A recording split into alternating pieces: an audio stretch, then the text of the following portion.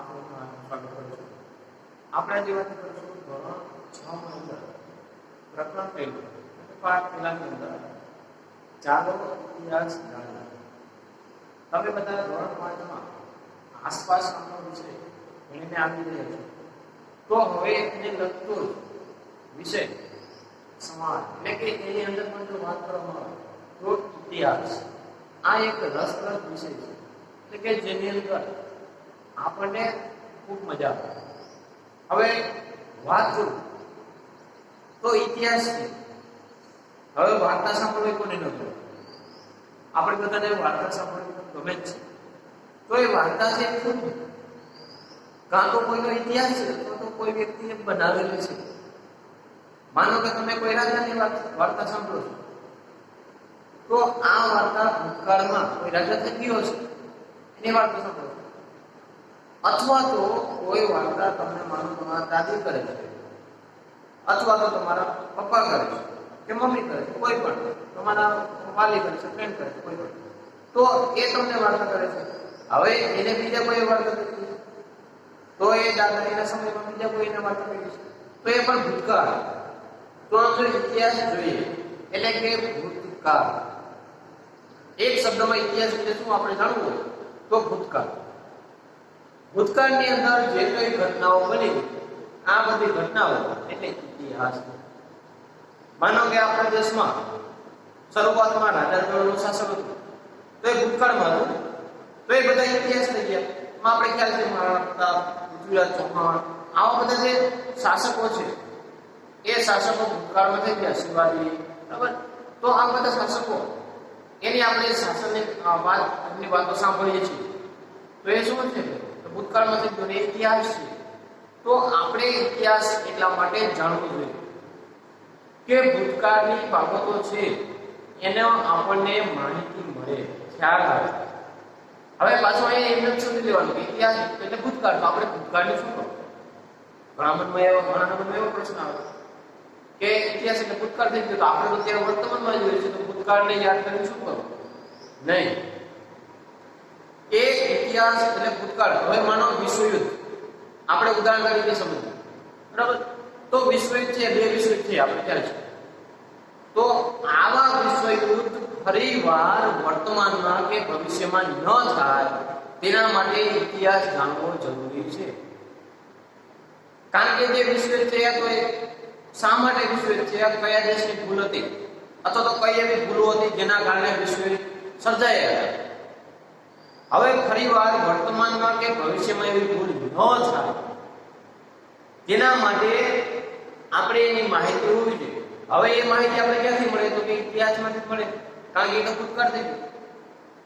એટલે કે એક રીતે જોઈએ તો ભૂતકાળમાં બનેલા બનાવો અથવા તો ભૂતકાળમાં જે કઈ નુકસાનો થયા, જે કઈ હાનિ થઈ, બરાબર, જે લોકો મૃત્યુ પામ્યા, અથવા તો જે કઈ ઘટનાઓ બની એવી જે અઘટિત એવી ઘટનાઓ ફરીવાર વર્તમાનમાં કે ભવિષ્યમાં ન બને તેના માટે ઇતિહાસ જાણવું જરૂરી છે. કારણ કે ઇતિહાસ ખ્યાલ ના હોય તો ઘટનાઓ ફરીવાર પણ બની શકે છે. હવે આપણે જોઈએ ઇતિહાસ. હવે ઇતિહાસ છે એ આપણે જે કઈ બાબત, કોઈ પણ બાબત લઈ લો તો એની સાથે ઇતિહાસ સંકળાયેલો છે, બરાબર. સમાજની અંદર પણ આપણે જોઈએ તો નાગરિક શાસ્ત્ર છે, ભૂગોળ છે, કોઈ પણ અર્થશાસ્ત્ર, હવે એની પાછળ ઇતિહાસનો સંકળાયેલો હોય છે. સંકળાયેલ સ્વાભાવિક છે, કારણ કે ઇતિહાસ છે. અત્યારે જે કઈ ઘટના બની ગઈ, માનો અત્યારે હું આ શબ્દ બોલી ગયો, હવે એ શબ્દ ફરીવાર ન આવે, એ ભૂતકાળ થઈ ગયું, તો ઇતિહાસ બની જાય. કોઈ એવું કામ કરી દીધું, કોઈ જેમ કે યુવરાજ સિંહ, બરાબર, એને ક્રિકેટના મેચમાં 6 બોલમાં 6 સિક્સર લગાવ્યા છે, તો ઇતિહાસ થઈ ગયો ને. હવે જ્યાં સુધી બીજું કોઈ ના કરે ત્યાં સુધી તો એ તો ઇતિહાસ જ થયો, બરાબર.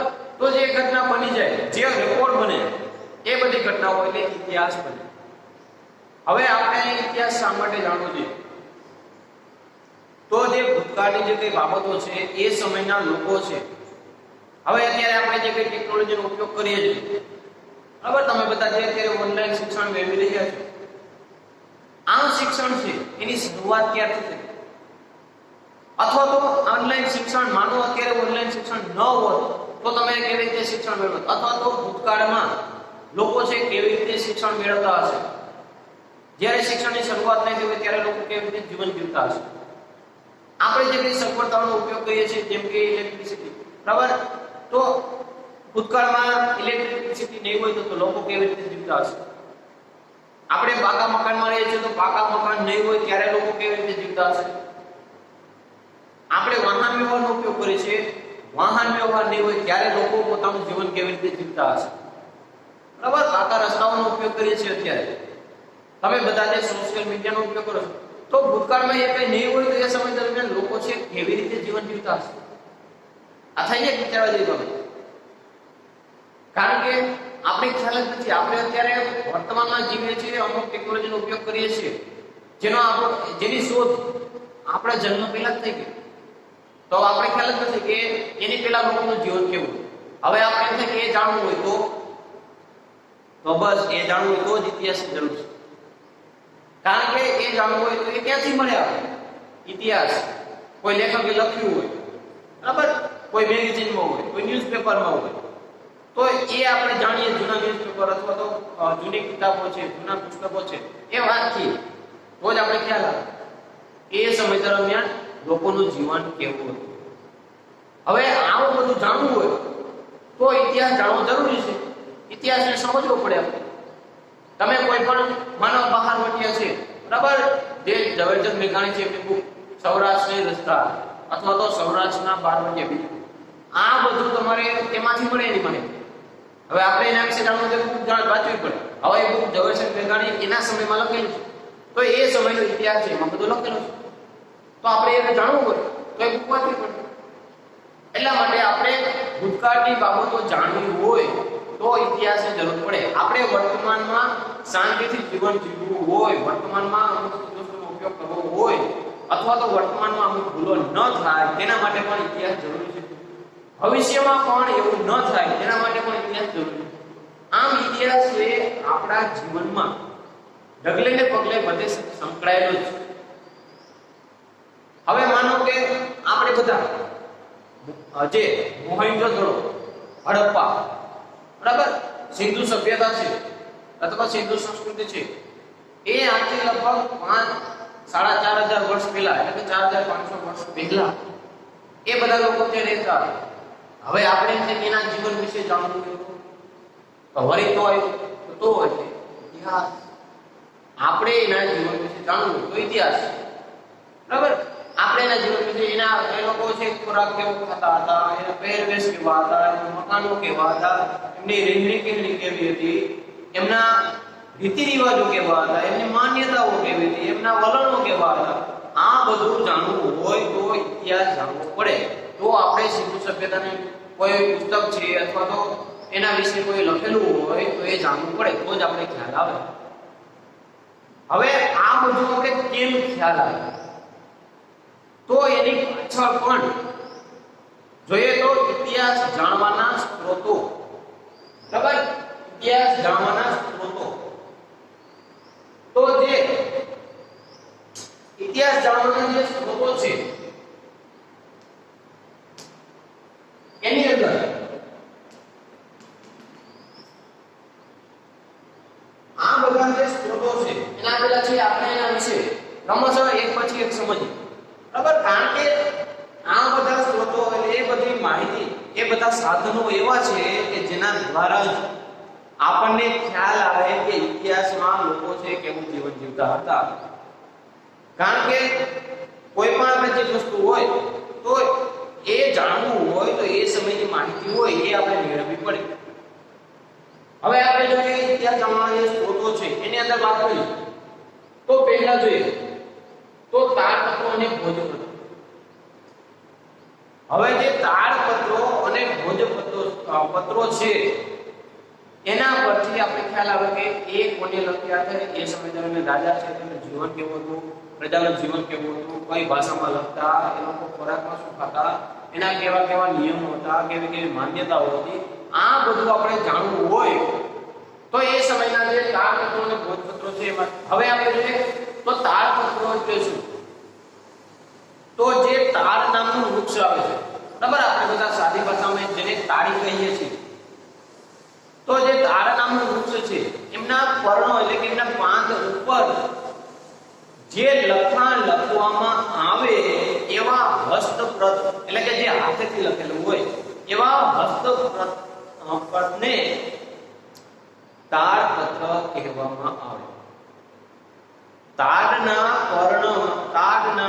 વૃક્ષના પર્ણોમાં લખાયેલા લખાણને તાડપત્ર કહેવામાં આવે. અહીં ક્લિયર થઈ ગયું તાડપત્ર એટલે શું? બરાબર. હવે એવી જ રીતે ભોજપત્રો. તો ભોજપત્રો એટલે કે હિમાલયનો વિસ્તાર છે, હિમાલય પર્વત છે, ત્યાં ગુર્જ નામનું વૃક્ષ થાય છે. હવે જે ગુર્જ નામનું વૃક્ષ છે એની આંતરછાલ એટલે એ વૃક્ષની છાલ છે એના અંદરના ભાગમાં જે કંઈ લખાણ લખવામાં આવે, જે કંઈ હાથેથી લખાણ લખવામાં આવે છે એવા લખાણને ભોજપત્રો કહેવાય. એટલે કે ગુર્જ નામના વૃક્ષની આંતરછાલમાં લખાયેલા લખાણને ભોજપત્રો કહેવાય. હવે જે તાડપત્રો અને ભોજપત્રો છે આ બંને હસ્તપ્રત કહેવામાં આવે છે, એટલે કે હાથેથી લખાયેલા લખાણો. હવે આ બંને છે તો તાડપત્રો અને ભોજપત્રો છે એમાંની અંદર માહિતી એ સમયના લોકો છે કે જુવાન કેવું, એમની માન્યતાઓ કેવી, એમના વલણો કેવા, આ બધી માહિતી છે આની અંદર લખેલી છે. હવે જે તાડપત્રો અને ભોજપત્રો છે તો એ સમય દરમિયાન લખાણા છે તો એમના પરથી આપણે ખ્યાલ આવે કે એ સમય દરમિયાન લોકો છે એમની ભાષા કઈ હશે, બરાબર, એમનું લખાણ કેવું હશે, એમની સંસ્કૃતિ કેવી હશે, એમના સભ્યતા, એમની માન્યતાઓ, એમના રિવાજો, એમનું વલણ આ બધું કેવું હશે, તો આપણે આના પરથી ખ્યાલ આવે. હવે જે તાડપત્રો અને ભોજપત્રો છે મોટા ભાગે પ્રાકૃત સંસ્કૃત ભાષા છે, પ્રાકૃત ભાષા છે અને તમિલ ભાષા છે એમાં લખવામાં આવતા. એટલે કે એ સમય દરમિયાન જે જૂના જે તાડપત્રો અને ભોજપત્રો છે તો એ સંસ્કૃત, તમિલ અને પ્રાકૃત ભાષામાં લખવામાં આવતા અને એના વિશેની માહિતી આપણને એ સમયની મળે. હવે એ સમય દરમિયાન લોકોનું જીવન કેવું હતું, બરાબર, એમના સામાજિક માન્યતાઓ કેવી હતી, ધાર્મિક રીતિ રિવાજો કેવા હતા, એમની સંસ્કૃતિ કેવી હતી, એ બધી માહિતી આપણે જાણવી હોય તો એ માહિતી તાડપત્ર અને ભોજપત્રમાંથી મળે. અથવા તો એ સમય દરમિયાન શિક્ષણ છે, અમુક દવાઓ છે, અમુક પ્રાણીઓ વિશેની માહિતી પણ તાડપત્ર અને ભોજપત્રોમાંથી જોવા મળે છે. અને ઘણી વખત એને પોથીઓ સ્વરૂપે પણ, એટલે કે માનો કે તાડપત્ર અને ભોજપત્રો છે તો એમાં નાટકો લખવામાં આવતા, એમાં કવિતાઓ લખવામાં આવતી, એમાં મહાકાવ્યો લખવામાં આવતા. તો સ્વાભાવિક છે આ બધું એક પેજમાં ન સમય તો એને ઘણી વખત પોથી સ્વરૂપે પણ એને રાખવામાં આવતું અને આ બધું લખાણ એના ઉપર લખવામાં આવતું. આજે પણ આવા તાડપત્રો અને ભોજપત્રો છે એ મંદિરો છે, બરાબર, મઠો છે, એમાં બધામાં એમાં સચવાયેલી છે, એટલે કે ત્યાં જોવા મળે છે. અને જ્યારે ઇતિહાસની જે કોઈ જૂની ચીજ વસ્તુ જાણવાની જેને શોખ હોય, બરાબર, એ બધી ચીજ વસ્તુઓ મ્યુઝિયમ એટલે કે મ્યુઝિયમ હોય છે ત્યાં જોવા મળતી હોય છે, તો ત્યાં પણ સંકળાયેલું છે. હવે ત્યાર પછી બીજી વાત કરીએ તો બીજો જે ઇતિહાસ જાણવાનો સ્ત્રોત, બીજું ઇતિહાસ જાણવાનું સાધન છે એની વાત કરીએ તો અભિલેખો. હવે જે અભિલેખો છે, બરાબર, અભિલેખ એટલે શિલાલેખ. હવે આપણે જાણીએ અભિલેખ એટલે શું, તો કે જે કંઈ પથ્થર ઉપર કોતરીને લખવામાં આવતા લખાણને અભિલેખ કે શિલાલેખ કહેવામાં આવે છે. ફરીવાર, પથ્થર પર કોતરીને લખવામાં આવતા લખાણને શિલાલેખ કે અભિલેખ કહેવામાં આવે છે. હવે જે આ શિલાલેખો કે અભિલેખો છે એ સમય દરમિયાન જે કઈ રાજાઓ હતા તો એ રાજાઓ પ્રજાઓ સાથે સંવાદ કરતા, એટલે કે રાજાઓ આવો એક શિલાલેખ કોતરાવતા, એમાં એ રાજાઓનો જે સારી બાબતો હોય, સારા નિયમો હોય એ લખેલું હોય છે અને પ્રજા એ નિયમોનું પાલન કરે જેથી કરીને પ્રજાને શાંતિ અને સુખ સગવડતાઓ મળતી રહે. એ રાજાઓ છે એ ધર્મ વિશે, સંસ્કૃતિ વિશે, પ્રજા કલ્યાણ માટે આવા બધા શિલાલેખો કોતરાવતા. એમાં જોઈએ તો ભારતના ઇતિહાસમાં ઘણા બધા રાજાઓ શિલાલેખ કોતરાવ્યો છે, ઘણી રાણીઓ પણ શિલાલેખ કોતરાવ્યા છે. હવે એમાં આપણે જોઈએ તો આવા શિલાલેખો છે આપણા દેશમાં આપણે ખ્યાલ છે પ્રમાણે એક રાજાના નામથી આપણે બધા પરિચિત જ છીએ. તો જે સમ્રાટ અશોક છે એમના શિલાલેખો ખૂબ જ જાણીતા છે. અને આ જે શિલાલેખો છે, અભિલેખો છે, એમના પર જે કંઈ લખાણ લખેલું હોય એ લાંબા સમય સુધી ટકી શકે છે. આ બધા જે કંઈ ઇતિહાસ જાણવાના સાધનો છે, ઇતિહાસ જાણવાના સ્ત્રોતો છે, એમાં સૌથી લાંબા સમય સુધી જો લખાણ ટકી શકતું હોય તો એ છે અભિલેખોમાં. કારણ કે એમાં જે પ્રકૃતિ છે અથવા એની અસર ઓછી થતી હોય છે. એના કારણે અભિલેખોમાં લખાણ લાંબા સમય સુધી ટકી રહે છે. અને સમ્રાટ અશોક છે એમના શિલાલેખો આપણા દેશમાં ખૂબ જ જાણીતા છે. આપણે અહીં પણ છે જે વિજ્ઞાનની તળેટીમાં બરાબર સમ્રાટ અશોકનો શિલાલેખ છે જૂનાગઢ જાઓ જોજો. જોવાનું તમને ઘણા લોકોએ જોયો પણ હશે. તો એ પણ એને કોતરાવેલા છે જેથી કરીને લોકોને ખ્યાલ આવે એ સમયના લોકો છે તો કેવી રીતે શાંતિથી જીવી શકે એના માટે શિલાલેખો કોતરાવવામાં આવે. હવે ત્યાર પછી વાત કરીએ તો તામ્રપત્રો. હવે તામ્રપત્રો છે એટલે કે તામ્ર એટલે તાંબુ. તો તાંબાના પતરા ઉપર તાંબાના પતરા ઉપર જે લખાણ લખવામાં આવે એને તામ્રપત્ર કહેવાય. બરાબર? ફરીવાર, તાંબાના પતરા અથવા તો તાંબાના ટુકડા ઉપર જે લખાણ લખવામાં આવે એવા લખાણને તામ્રપત્ર કહેવાય.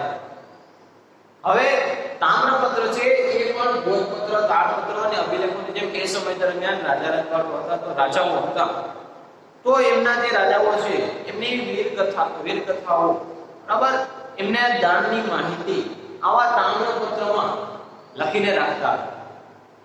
અથવા તો કોઈ પણ રાજા હોય તો કોઈ યુદ્ધ જીતે તો એ યુદ્ધને તામ્રપત્રમાં કંડારવામાં આવે. અથવા તો એને દાન મહોત્સવ કરતા હોય તો એ દાન મહોત્સવ પણ તામ્રપત્રમાં કંડારીને લખવામાં આવતો. એવી જ રીતે કોઈને સંદેશો મોકલવો તો પણ તામ્રપત્રનો ઉપયોગ કરવામાં આવતો જૂના સમયમાં.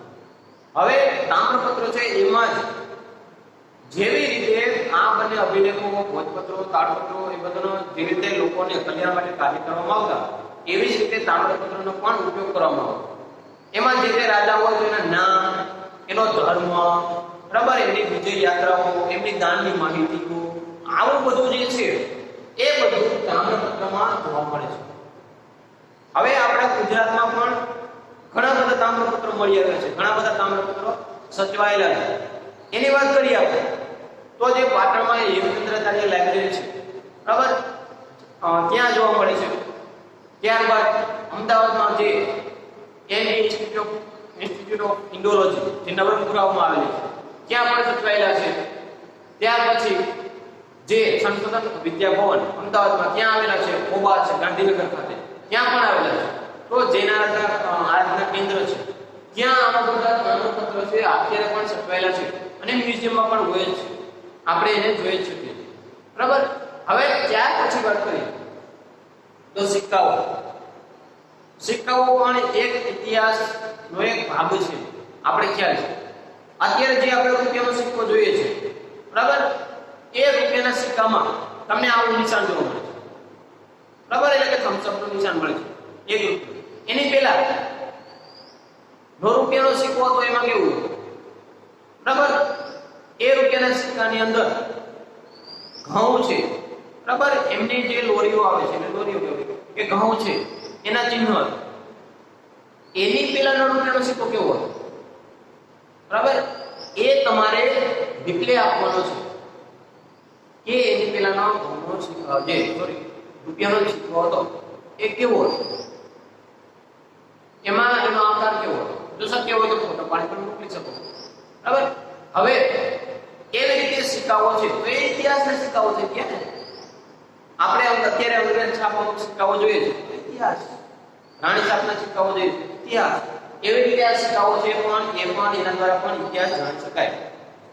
હવે એમાં જે ભારતમાં સૌથી જૂના સિક્કાઓ કયા તો કે પંચમાર્કના સિક્કાઓ. આ જે પંચમાર્કના સિક્કાઓ છે એને સૌથી જૂના સિક્કાઓ માનવામાં આવે છે કારણ કે ઈસવીસન પૂર્વે સદીના છે. બરાબર? ઈસુ ખ્રિસ્તના જન્મ પહેલાના છે અને એને સૌથી જૂના સિક્કાઓ માનવામાં આવે. હવે આ સિક્કાઓની માહિતી જોઈએ આપણે તો એ સમય દરમિયાન જે તે રાજા હોય તો તો એ કોઈ સોનાના, કોઈ ચાંદીના, કોઈ તાંબાના આવા સિક્કાઓ છે એ બહાર પડાવતા હોય. એટલે કે જ્યારે એ લોકો એકબીજા સાથે વેપાર કરે તો એને જે આ ભાગરૂપે આપણે જે અત્યારે રૂપિયાનું ચલણ છે એ સમય દરમિયાન જે સોના ચાંદીનું ચલણ છે એના સિક્કાઓનું ચલણ છે. તો એ રીતે રાજાઓ હોય, એ કોઈ રાજાઓ હોય તો એની વીરકથાઓ, કોઈ રાજાના એના રાજાનો જે ચહેરો છે એ ઘણી વખત સિક્કાઓમાં છપાતા હોય છે. એમાં જે તો ગ્રીકના રાજાઓના સિક્કાઓ, બરાબર, ગુપ્ત વંશના રાજાઓના સિક્કાઓ, મૌર્ય વંશના રાજાઓના સિક્કાઓ, આવા ઘણા બધા સિક્કાઓ મળી આવે છે. તો એ જે સિક્કાઓ છે એના દ્વારા ખ્યાલ આવે કે રાજા કેવો છે, અથવા તો ઘણી વખત એના વિશે માહિતી હોય. આપણે પણ અત્યારે જોઈએ તો સિક્કાઓ એવા આવતા હોય છે જેમાં કોઈ મોટી ઘટનાઓ થઈ હોય તો એના વિશે માહિતી લખેલી હોય છે, અને એમાં સાલવારી હોય છે. એના દ્વારા આપણે ખ્યાલ આવે કે આ માહિતી આ દિવસે થઈ, બરાબર, એના વિશે લખેલું હોય છે.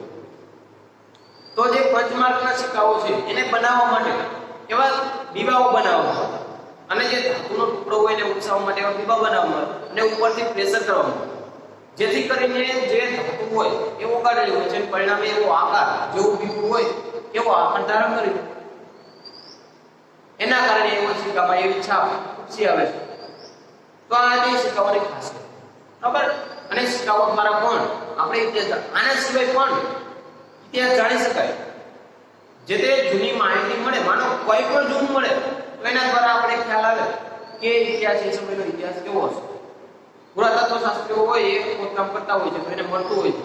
તેમાં જોઈએ તો માનવીના અથવા પ્રાણીના હાડકાઓ, બરાબર, અનાજના દાણાઓ, એ સમયના માટીના કે તાંબાના કે જે કંઈ વાસણો, બરાબર, એ સમયના મકાનો, આવું બધું મળે છે.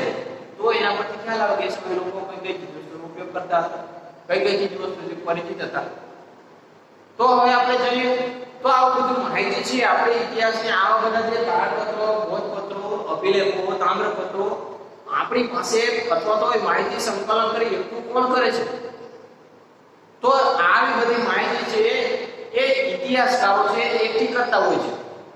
એટલે કે ઇતિહાસકારો આવી બધી માહિતી એકઠી કરતા હોય છે, ઇતિહાસકારો અને પુરાતત્વ શાસ્ત્રીઓ, અને પછી આપણી સમક્ષ વ્યવસ્થિત એને ગોઠવીને રજૂઆત કરતા હોય છે. હવે જે પુરાતત્વ શાસ્ત્રીઓ છે જેને અંગ્રેજીમાં જોઈએ તો આર્કિયોલોજિસ્ટ કહેવામાં આવતા હોય, આનું જે મુખ્ય કાર્ય છે એવી જે જૂની સભ્યતાઓ, સંસ્કૃતિઓ મળતી હોય છે ત્યાં એ ઉત્ખનન કરતા હોય છે, ખોદકામ કરતા હોય છે, અને આ જૂની જે વસ્તુઓ છે એની શોધમાં હંમેશા રહેતા હોય છે.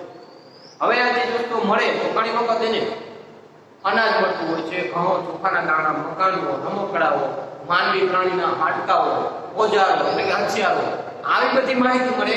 એના પરથી એ લોકો એમાં સંશોધન કરે ને ત્યાર પછી એને અમુક જે એના સિદ્ધાંતો હોય એના આધારે પછી એ તર્ક કાઢે, નક્કી કરે, અને પછી સાબિત કરતા હોય છે કે આ અથવા તો એટલા સમય પહેલા લોકો છે આ સાધનો અથવા તો આવો ખોરાક ખાતા અથવા તો આવા મકાનોમાં રહેતા, એવું એ બધું કહે છે.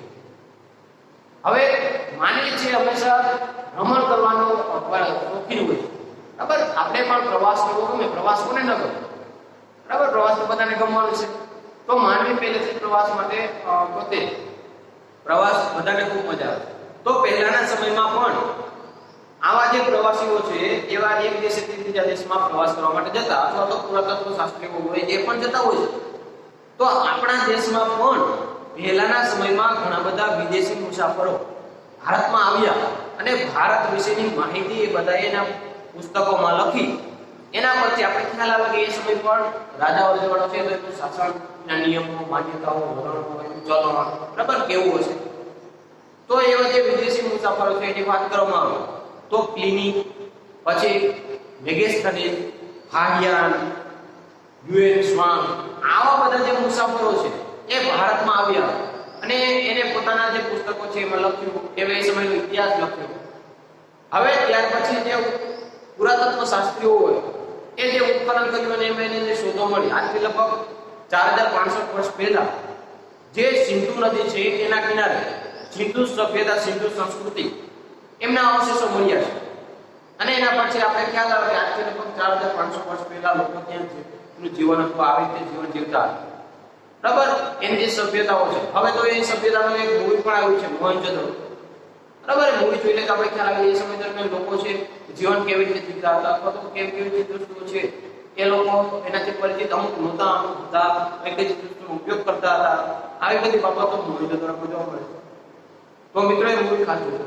હવે ત્યાર પછી ગંગા નદીના કિનારે પણ આજથી લગભગ 2500 વર્ષની આસપાસ એટલે કે 2500 વર્ષ પહેલા આવા અવશેષો છે એ મળી આવે છે અને એના પછી ખ્યાલ આવે છે કે લોકો છે એ જીવન કેવી રીતે જીવતા હશે. હવે આવા જે પુરાતત્વ શાસ્ત્રીઓ છે, ઇતિહાસકારો છે, એ બધા આવી બધી માહિતીઓ એનું ઉત્ખનન કરતા હોય છે, એમની શોધ કરતા હોય છે. આવી બધી માહિતીઓ જે વ્યવસ્થિત ઉત્ખનન કરે, વ્યવસ્થિત એને સારવારી ગોઠવે અને ત્યારબાદ આપણી સમક્ષ એ રજૂ કરે છે અને આપણે એને સરળતાથી સમજી શકીએ એવા પ્રયત્ન કરતા હોય છે.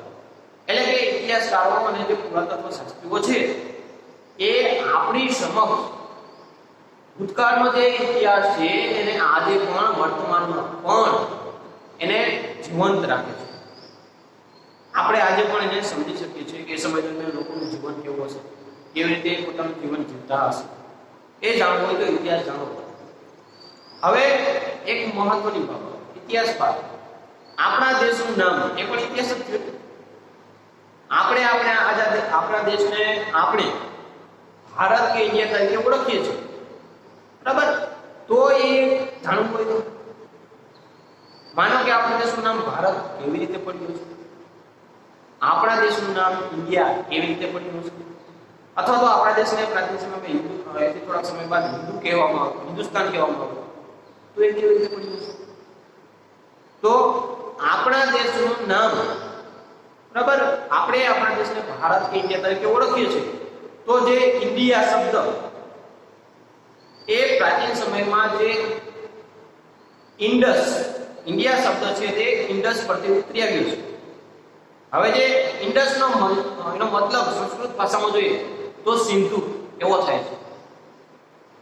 તો પ્રાચીન સમયમાં ગ્રીક અને ઈરાનીઓ એટલે કે ઈરાન અને ગ્રીક થી ત્યાંના લોકો આવ્યા હતા, બરાબર. અને એ લોકો છે એ સિંધુ નદીથી પરિચિત હશે અને એ જે છે એમાં જે અને એને લોકોએ સિંધુ નદીના પૂર્વ કિનારે પ્રદેશ છે એમને એ લોકો ઇન્ડિયા કહેતા. પણ ઈરાનીઓ છે એ સિંધુ નદીને હિન્દોસ કહેતા અને જે ગ્રીક લોકો છે એટલે કે ગ્રીસના લોકો છે એ જે ગ્રીસ લોકો છે તે સિંધુ નદીને ઇન્ડસ કહેતા અને ઇન્ડસ પરથી ઇન્ડિયા શબ્દ આવ્યો.